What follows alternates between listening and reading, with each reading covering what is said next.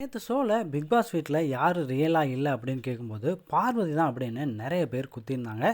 Big pass வீட்டுக்கே இதனால தான் வரமாட்டேன் அப்படின்னு சொல்லி வாட்டர் மெலன் சார்கிட்ட அழுது புலம்பியிருந்தாங்க நேற்று.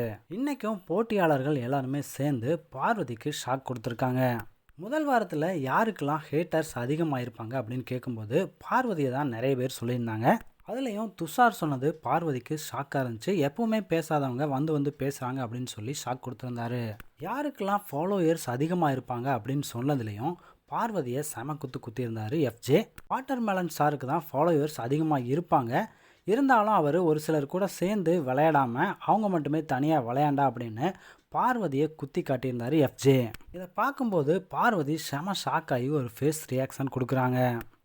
ஆதிரியும் ஹேட்டர்ஸ் பார்வதிக்கு தான் இம்ப்ரூவ் ஆகியிருப்பாங்க அப்படின்னு சொல்கிறாங்க.